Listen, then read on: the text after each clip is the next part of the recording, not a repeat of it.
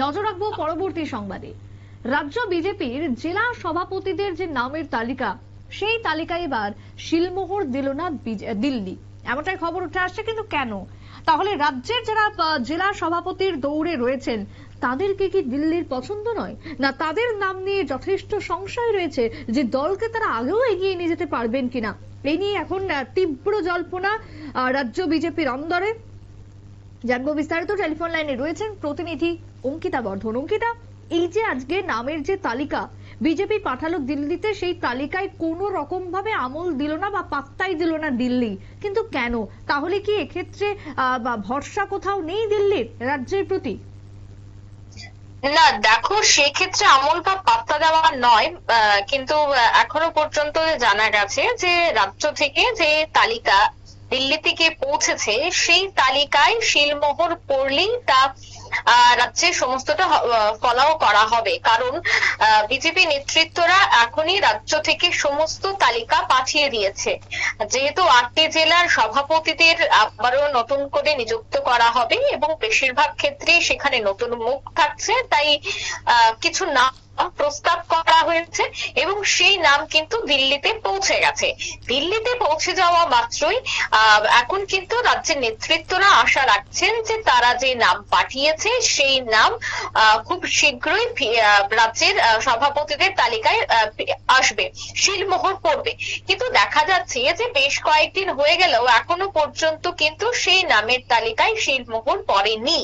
তবে রাজ্য বিজেপির পক্ষ থেকে এবং রাজ্য বিজেপির সূত্রে আমরা জানতে পেরেছি যে 2 থেকে 3 দিনের মধ্যে হয়তোবা দিল্লিতে এর শিলমোহর পড়বে এবং দিল্লিতে শিলমোহর পড়লেই সেই তালিকা রাজ্যে পাঠানো হবে। তারপরে কিন্তু রাজ্যে জেলা সভাপতিদের নামের তালিকা প্রকাশ করা হবে। এবং দেখো, শুধুমাত্র জেলা নয়, রাজ্য সভাপতির নামও কিন্তু বদল হচ্ছে। কারণ আমরা জানি বর্তমানে রাজ্য সভাপতির দায়িত্বে রয়েছেন রাজীব ভট্টাচার্য, কিন্তু তিনি যেহেতু এখন রাজ্যসভার সাংসদ, তাই সেক্ষেত্রে এবার সভাপতি আরো একজনকে নতুন মুখকে করতে হবে। তাই সেক্ষেত্রে শুধুমাত্র ত্রিপুরা নয়, আরো বেশ কয়েকটি রাজ্যের নামের সভাপতিদের নামের তালিকা কিন্তু এবার তৈরি করতে ব্যস্ত রয়েছে বিজেপি। কিন্তু সেক্ষেত্রে এখনো পর্যন্ত সভাপতিদের নামের তালিকা কিন্তু বিজেপি প্রকাশ করেনি। এর পেছনে বেশ কয়েকটা কারণ উঠে আসছে। সেই কারণগুলির মধ্যে একটা হচ্ছে যেখানে কুম্ভ মেলা। দেখো, কুম্ভ মেলার জন্য কিন্তু এবার প্রস্তুতি শুরু হয়ে গেছে। তাই কুম্ভ মেলার জন্য প্রত্যেকেই ব্যস্ত রয়েছেন, বিজেপি নেতৃত্বরাও ব্যস্ত রয়েছেন। তাই সেক্ষেত্রে এখন আর জেলা সভাপতিদের নামের তালিকা বা সভাপতিদের নামের তালিকা শিলমোহর বা নামের তালিকা প্রকাশে কিছুটা হলেও বিলম্ব হতে পারে।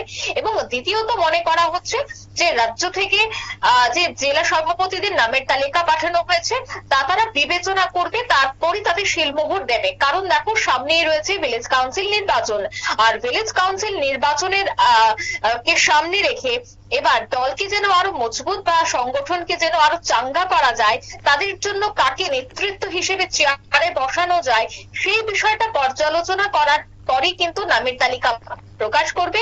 তাই তার জন্য দিল্লি আরো কিছুটা সময় নিচ্ছে, এমনটাই রাজনৈতিক মহলের বক্তব্য।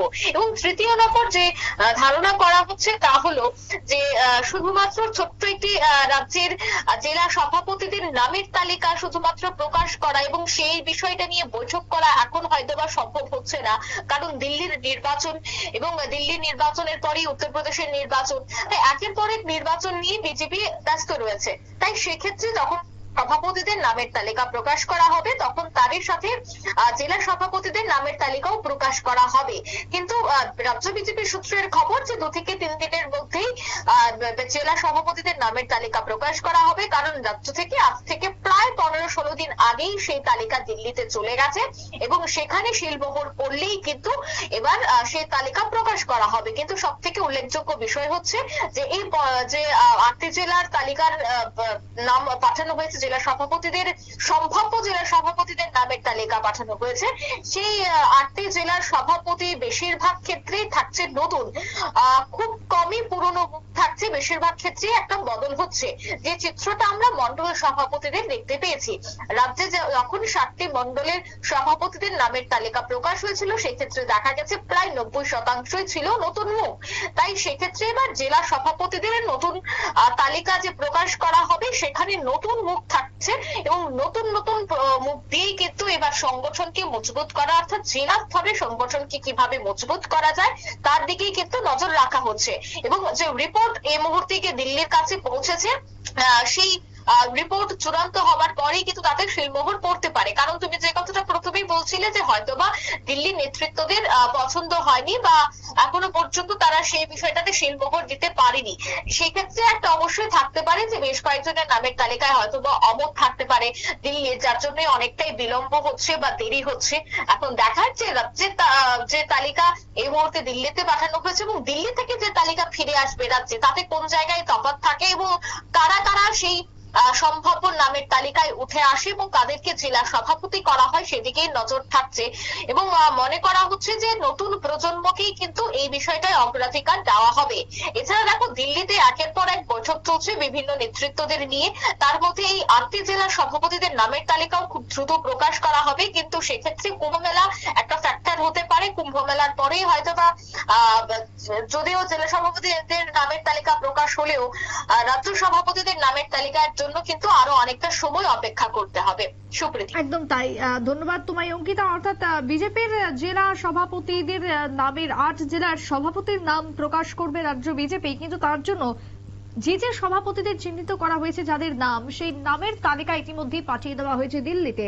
দিল্লি যতক্ষণ না পর্যন্ত শিলমোহর দিচ্ছে ততক্ষণ রাজ্যে সেই তালিকা প্রকাশ করা সম্ভব হচ্ছে না বিজেপির পক্ষ থেকে। ঠিক অন্যদিকে ইতিমধ্যে প্রদেশ সভাপতি সেই নামও চেঞ্জ হবে খুব শীঘ্রই, কারণ বিজেপির যে স্ট্র্যাটেজি রয়েছে এক দেশ এক পদ, এই যে এক ব্যক্তি এক পদ, এই যে তারা যে স্ট্র্যাটেজি মেনটেন করে চলেন, সেই স্ট্র্যাটেজি অনুযায়ী রাজীব ভট্টাচার্য তিনি একদিকে সাংসদ এবং অন্যদিকে বর্তমানে প্রদেশ বিজেপির সভাপতি, তাই সেই জায়গাতে দাঁড়িয়েও সভাপতি যে বদল হতে চলেছে বিজেপির মধ্যে সেটা এক প্রকার পরিষ্কার।